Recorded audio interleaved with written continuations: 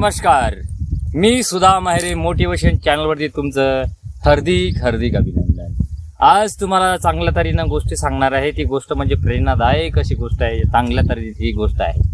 तर आजच्या याच्यामध्ये एक हुशार मुलीचे वडील असतो आणि हुशार व्यक्ती असतो आणि व्यक्तीने काय करतो माहिती आहे का? हुशार व्यक्ती काय असतो, त्याच्या मुलीचं लग्न त्याला करायचं असतं.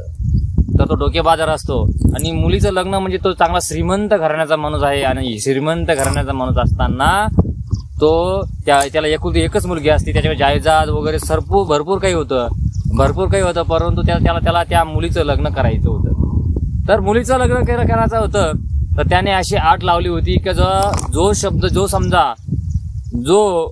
जो समजा माझ्या दोन वाक्यामध्ये माझ्या तोंडातून निघल्या पाहिजे. काय निघल्या पाहिजे? माझ्या तोंडातून निघल्या पाहिजे का तू खोटं बोलत आहे असे दोनदा माझ्या तोंडातून निघलं काढून दाखवल्या पाहिजे, अशा त्याची आट असते. त्याचं म्हणणं असं असतं, जर या आटीमध्ये जर कोण समजा मला जर हुशार जरी व्यक्ती जर आला तर त्याच्या सगळं मी लग्न करीन. पण असं करता एक दुसरी एक आट होती त्याची.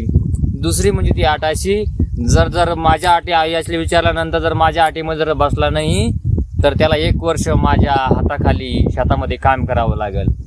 अशी बातमी त्यानं जाहिरात पुऱ्या आसपासच्या गावामध्ये दिली आणि आसपासच्या गावामध्ये दिल्यानंतर एक चांगल्या प्रकारचे लोक अनेक व्यक्ती दररोजचे चक्र मारू लागले, येऊ लागले.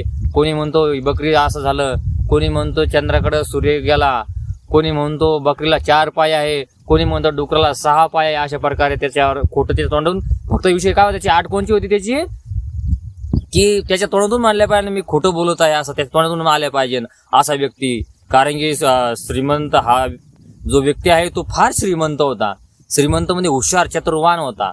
असा बरेचसे दिवस गेले परंतु त्याच्या तोंडून कोणीही काढायला तरत नाही. बरेच लोक यायचे जायचे, भरपूर असे लोक यायचे जायचे, परंतु त्याच्या आटीप्रमाणे कोणचाही मुलगा भेटून त्याला कधी त्याला चिंताही वाटू लागली की असा मुलगा मला भेटेल का, बुद्धिमान व्यक्ती मला भेटेल का, मुलगा भेटेल का.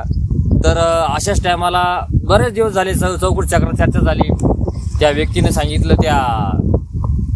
सांगितले आता सध्या जरा बरेचसे जेवढे लोक यायचे त्याला फुकटमध्ये काम करून जायचे. कारण की वर्षभर कारण त्याने आठ सांगितलेली होती. आठ कोणती लक्षात ठेवा, तुम्हाला महत्वाचा विषय तुम्हाला मुलीने कळणार नाही. आठ अशी होती तर त्याच्या तोंडातून दोन वाक्य जे असते ते खोटं म्हणजे त्यांना म्हटल्या पाहिजे. त्या व्यक्तीनं म्हटलं पाहिजे, हुशार व्यक्तीनं त्याच्या व्यक्तीनं मी तू खोटा आहे त्या तोंडातून निघल्या पाहिजे. असं कोण काढायला पाहिजे होतं? समोरच्या मुलाने, जो मुलगा त्याच्या मुलीसोबत लग्न करेन त्या मुलाने असं म्हटलं पाहिजे होतं. असं त्याची आठ होती.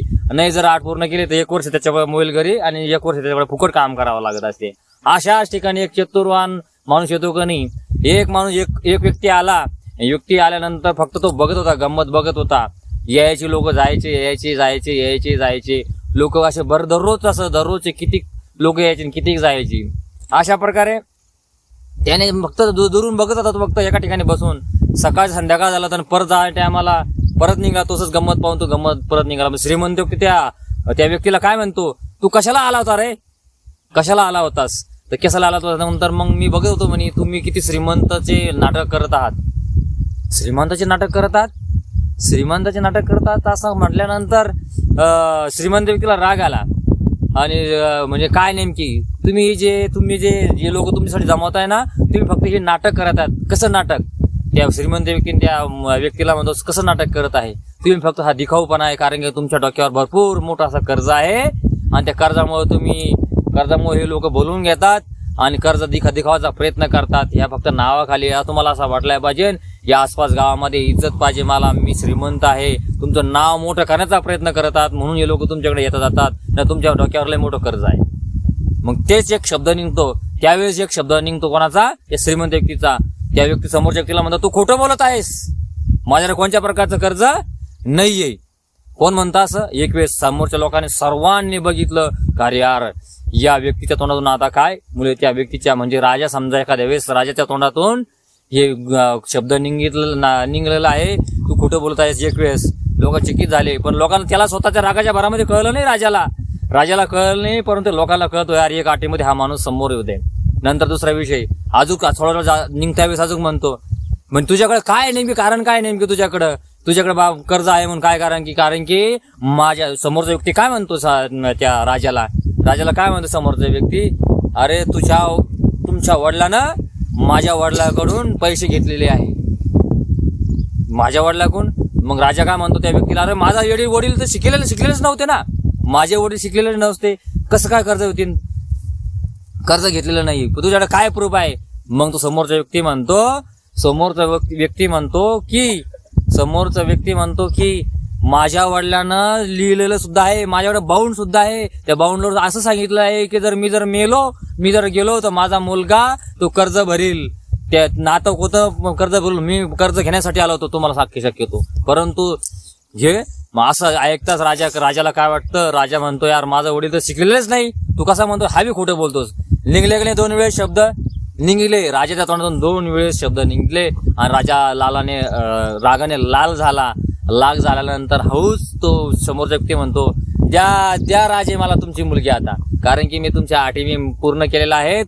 आणि राजाने त्या मुलगी भेटली. सांगायचं या कहाणीतून एकच सांगायचं आहे, मी तर कहाणी भरपूर ठिकाणी मी चांगल्या प्रकारे प्रेरणादायक गोष्टी तुमच्या समोर आणण्याचा प्रयत्न करेन, पण तुम्ही कोणत्या गोष्टी सुधारशाल हेच मला प्रश्न आहे. तुम्ही कोणत्या गोष्टी सुधारशाल, कारण की मी हे जे व्हिडिओ आहे तुमच्या सुधारण्यासाठी, माझे विचार तुमच्या प्रयत्न करण्यासाठी, काय तुमच्या विचारामध्ये तुम्ही ग्रो केल्या पाहिजे यासाठी मी व्हिडिओ बनत असतो.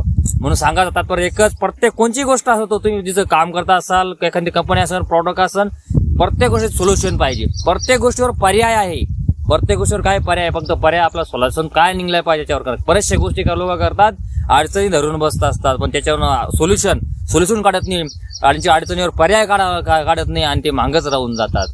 तर माझी आजची स्टोरी संपलेली आहे. जर तुम्हाला माझा व्हिडिओ जर आवडत असेल, लाईक करा, शेअर करा आणि सबस्क्राईब करा. भेटूया पुढच्या व्हिडिओमध्ये. जय हिंद, जय महाराष्ट्र, जय एकलव्य, जय भारत.